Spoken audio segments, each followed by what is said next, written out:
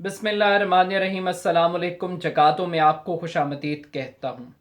इस वक्त पाकिस्तान में दहशत गर्दी की एक नई लहर सर उठा रही। गुज़श्ता रोज़ सवात में एक स्कूल वैन पर दहशत गर्दों ने हमला किया।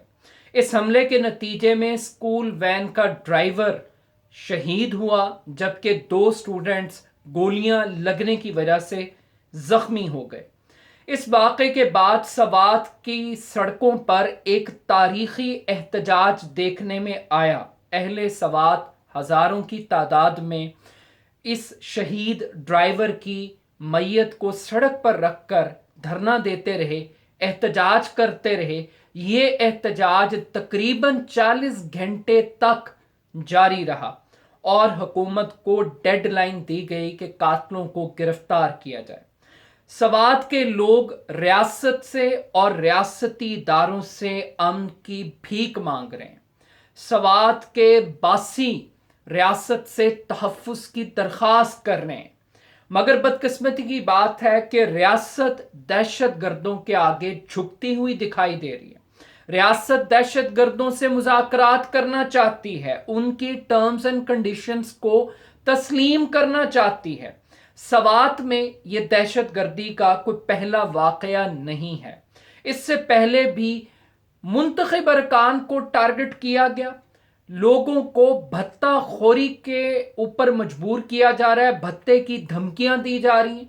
सवात की पहाड़ियों से खबरें आ रही हैं कि वहां पर दहशतगर्द तंजीमें दोबारा टीटीपी नामी कलदम तंजीम वो अपने पंजे गाड़ रही है, उन पहाड़ों पर कब्जा कर रही है। मगर रियासती इदारे इस बात की तरदीद कर रहे हैं और अभी तक रियासत दहशत गर्दी की इस नई लहर को एडमिट करने के लिए तैयार नहीं है। अगर अदाद शुमार की बात की जाए तो सिर्फ सितंबर में जो दहशत गर्दी के वाकयात हैं उनमें 35% इजाफा हुआ है।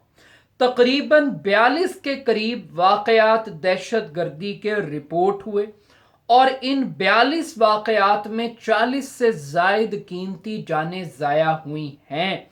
और ये तमाम तर जानें कोई सिर्फ सिविलियंस की नहीं थी, बल्कि इसमें सिक्योरिटी फोर्सेस की एहलकार भी दुराने ड्यूटी फराइज सर अंजाम देते हुए जामे शहादत उन्होंने नोश किया। इससे आप अंदाज़ा लगाएं कि इस वक्त पाकिस्तान के अंदर दहशत गर्दी की पोजीशन क्या है और कितने क्रिटिकल फेस के अंदर हम दाखिल हो रहे हैं।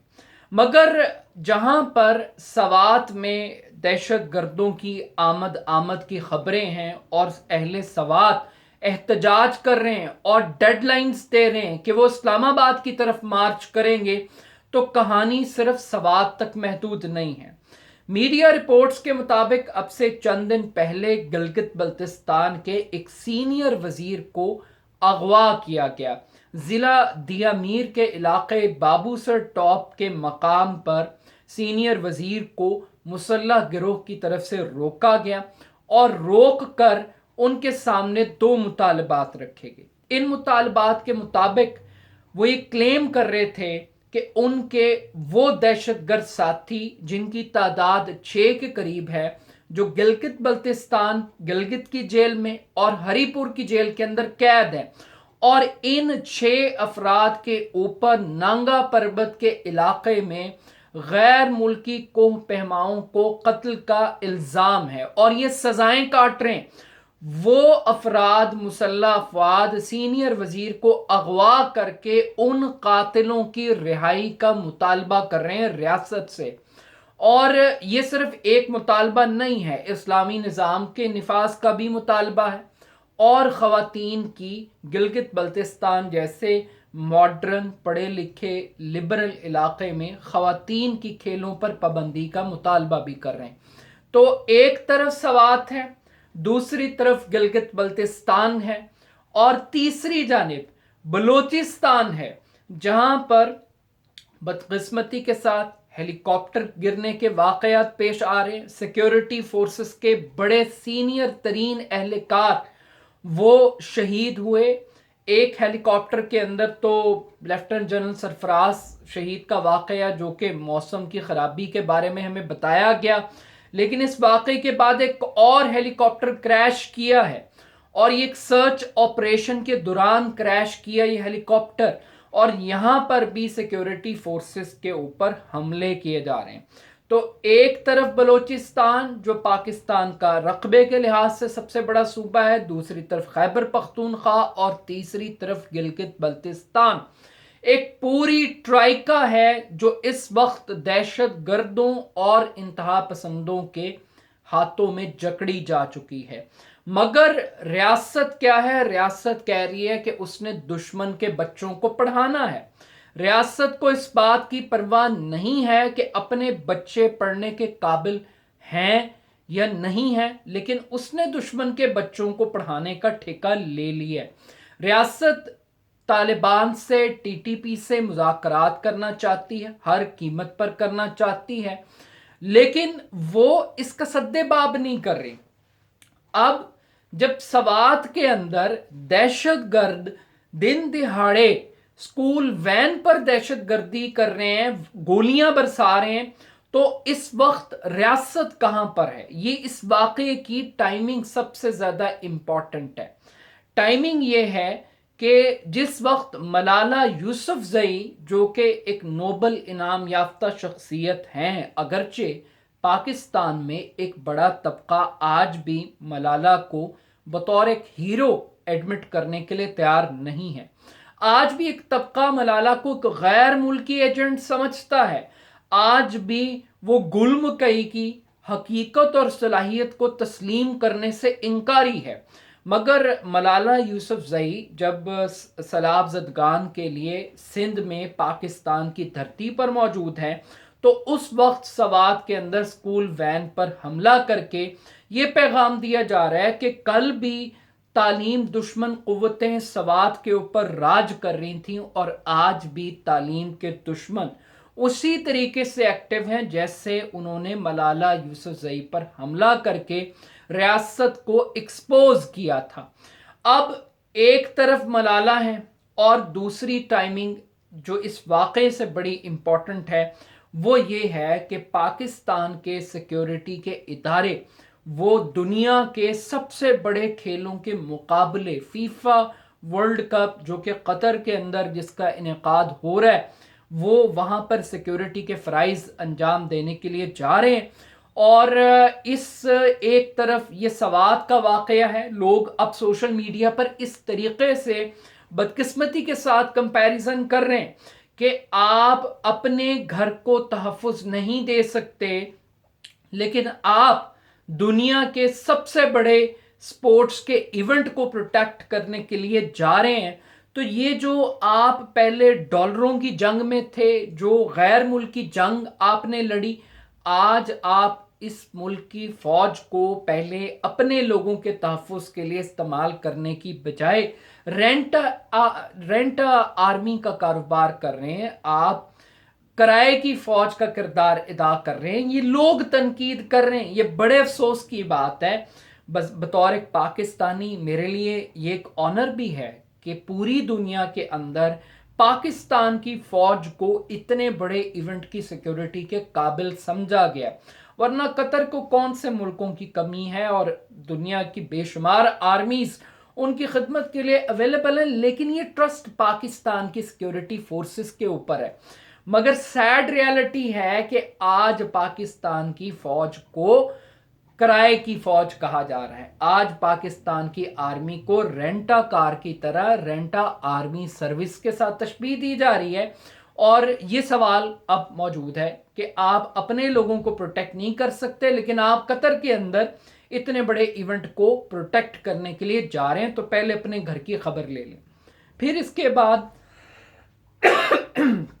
माजरत चाहता हूं फिर इसके बाद जो अगली बात है वो इससे भी ज़्यादा तशवीशनाक बात है कि चौकीदार क्या कर रहा है।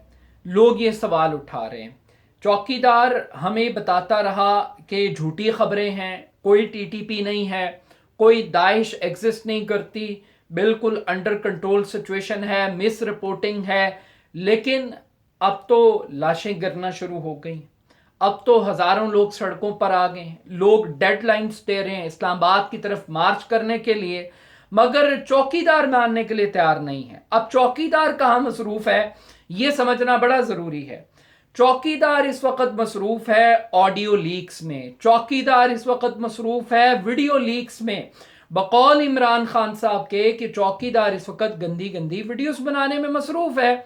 और तो और चौकीदार अब शरीफ खानदान के लिए एनआरओज का अरेंजमेंट कर रहा है। आज ही शहबाज शरीफ, हमजा शहबाज को मनी लॉन्ड्रिंग के मुकदमे में बरी कर दिया गया। इससे पहले चौकीदार ने नैब के कवानीन के ऊपर बुलडोजर चलवा दिया और फिर इसी किस्म के वाकयात के बाद मरीम नवाज को चौकीदार ने एनआरओ दिलवाया। फिर अब नवाज शरीफ साहब को वापस लाकर एक और एनआरओ की तैयारी की जा रही है। तो चौकीदार तो बुनियादी तौर पे पावर पॉलिटिक्स कर रहा है, मगर चौकीदार अमेरिका में खड़ा होकर ये कहता है कि हम सियासत से दूर हैं और दूर ही रहना चाहते हैं।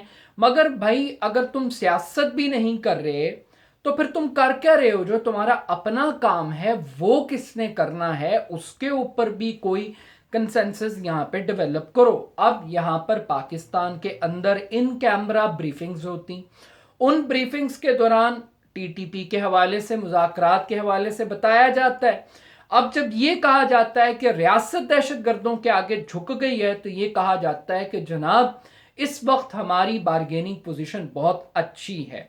अभी ये मुज़ाकरात नाकाम हो रहे और तालिबान भी हाथ पाँव नहीं पकड़ा रहे और मुतालबात क्या आ रहे हैं वहाँ से, फाटा को केपीके से अलहदा कर दो, जो इंतज़ाम किया वो ख़त्म कर दो, जो कबायली निज़ाम था, जिरगिया सिस्टम वही रहेगा, आप अपने कवानीन ख़त्म कर दें, वो अपना शरई सिस्टम इंट्रोड्यूस करवाएंगे। उनके जितने अफराद जेलों में कैद हैं उन सब को रिहा कर दिया जाए। ये दहशतगर्दों के मुतालबात हैं। वो पाकिस्तान के आइन को तस्लीम नहीं करते, वो पाकिस्तान की जोग्राफियाई सरहद को तस्लीम नहीं करते। उन्हें सूफी मोहम्मद का इस्लाम चाहिए, उन्हें मुल्ला फजलुल्लाह की आइडियोलॉजी चाहिए। मगर सवाल यह है कि चौकीदार को क्या चाहिए, चौकीदार ने क्या करना है, इसके ऊपर कोई क्लैरिटी नहीं है।